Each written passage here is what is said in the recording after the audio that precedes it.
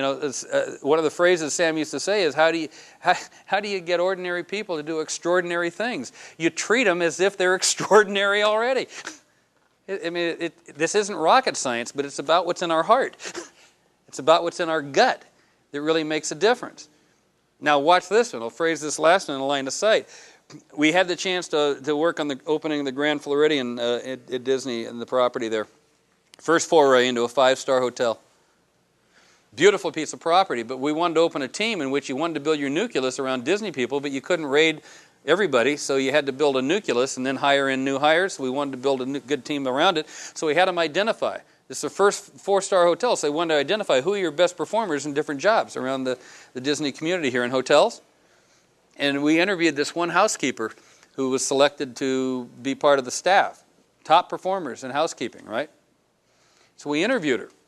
And it was interesting. We sat down, Julian, and we said, you know, you've been selected to be part of the new team to open the Grand Floridian, and we'd like to ask you a few questions. And she was a very humble person. And she said, well, that's great, and I feel honored, but I don't know why I'm here, but I'd love to. He said, well, walk me through your day. She said, what do you mean? I said, you open the door to go in and clean a room. You open the door to go in and clean a room. I said, walk me through it. She said, what do you mean? I said, what's the first thing you do when you go in? She said, I just go in and clean. I said, no. What's the first thing you do? I said, itemize it for me. And she said, you won't tell anybody? I knew I was onto something. I said, I would like to hear it. She goes, the first thing I do when I go into a room to clean it is I walk in, I throw the comforter back on the bed, and I lay down on it and look around. That wasn't what I was expecting to hear. But see, I'm not concerned about what she does. What do you think I'm after?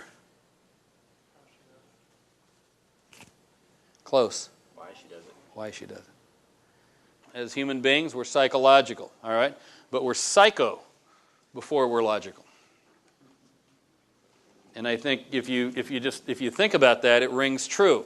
That this is why that emotional connection is so important.